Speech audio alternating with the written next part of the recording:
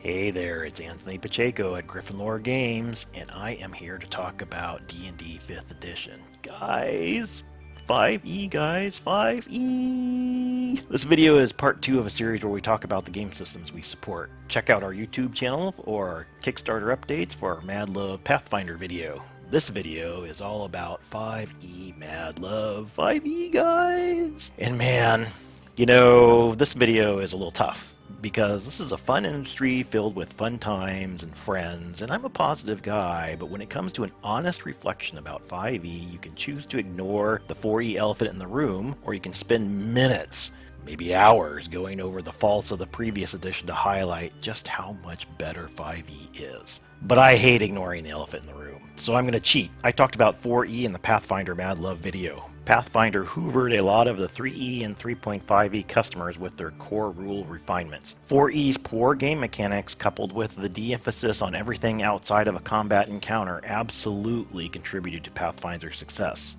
No need to rehash that here, because it's 2018 and D&D 5e is pure awesome sauce. First, I'm going to thoroughly give Wizards of the Coast mad props for bringing back a third-party friendly open gaming license and for going a few steps further with their DM Guild program. Without the new OGL, Curse of the Lost Memories would be a Pathfinder-only adventure path. With the 5e OGL, we can fully support an AP adventure for Dungeons & Dragons. But you're not here for a publishing mechanics geek out. Let's talk about the meat of what makes 5e a compelling system for Griffon Games. 5e is a superb, and I don't say that lightly, a superb revision of AD&D rather than a progression of 3.5e that skipped the 4e madness. You will hear in other places besides here that 5e is a streamline of D&D, and that is very true. 5e removes many modifiers while leaving core mechanics to support player choice and customization. For example, character creation. Players can make distinctive characters among the same archetypes based on background advantages and disadvantages with minor effects, which adds just the right spin to character creation without bogging it down to mind-numbing array of choices. Anytime you streamline a system, you run the risk of decreasing player agency to the point the DM running the narrative has that very narrative simply stomp over the players because there are relatively few choices for those players to make. That's a totally valid concern, and 5e avoids this trap by ramping up the simplified mechanics as the player progresses and levels. You're not simply taking a feat, you're taking a change to your character that grows with you, because everything grows with you. Attack bonuses, saving throw bonuses, difficulty check bonuses, what have you, are stuffed into a singular rising bonus based on leveling your character. See what I mean by simplification? With that core mechanic, the DM is afforded more narrative structure as the PCs progress, and in that progression, PCs fulfill their archetypes. But that is just 1/3 of the simplification story. Another third is bounded accuracy. Player roles stay largely within a high and low band. There is a bound on how large net modifiers get. There's a limit on how good your character will be at a given thing. Gone is the escalator ramp, where at one point you only missed on a 1, or conversely,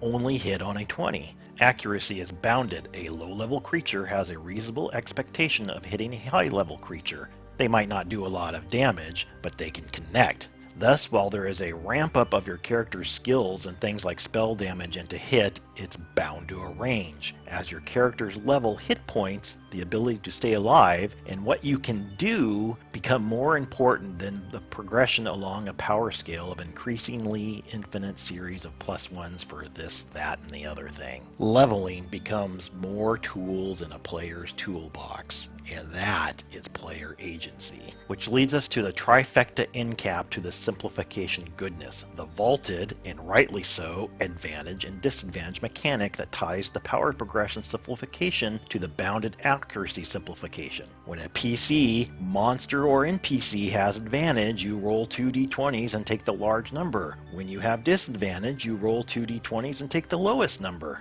Dudes. The way these three systems work in cahoots is brilliant. Absolutely brilliant. They are the 5e gift to the DM that keeps on giving. It's staggering how much they enable a DM to up their narrative game while not doing a single damn thing to player agency.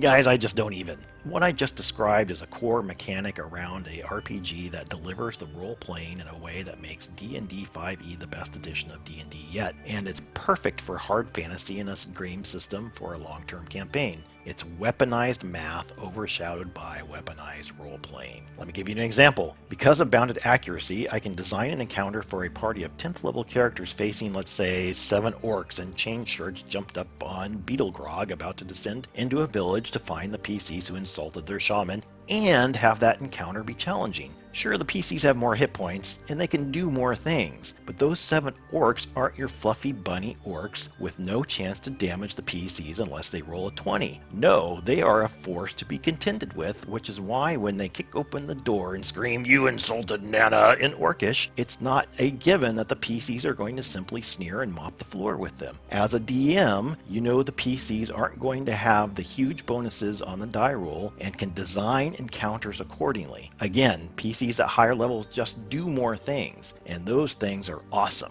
But I digress. That orc encounter for 10th level characters is made possible because 2-hit rolls always have meaning. 5e, they never climb to the point where armor is useless. These orcs out to maintain Nana's honor are dressed in chain shirts hyped up on Beetle Grog. I can make the encounter easier, and I might need to, by giving them leather, or, if I was feeling extra crunchy, make it harder by giving them full suits of chainmail. As a designer, my options in the simplified 5e world are greater, not lesser, and that's a game mechanic neat trick.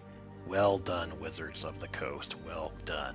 Not to be a complete gushing fanboy, I do have quibbles with 5e, but all my quibbles are based on the problems with the adventure content, not the actual system itself, which is why we're here. My singular regret is I'll never be a player in the 5e version of Curse of the Lost Memories. I could speak for another hour or two on how 5e is a great system for sandbox play and DM customization, but I'll save that for another time. And with that, I'll leave you all with a shameless plug for our Kickstarter. You can find it by following the link in the video summary section or by going to griffinloregames.com. If you're already a backer, seriously consider upgrading your tier to the physical book or even the physical map tier because we're pulling out all the stops with this one, folks. 5e and Pathfinder are 2 of the best RPGs ever designed, and we're giving you an adventure path that takes advantage of all those good things that they have to offer. 5e, guys! 5e!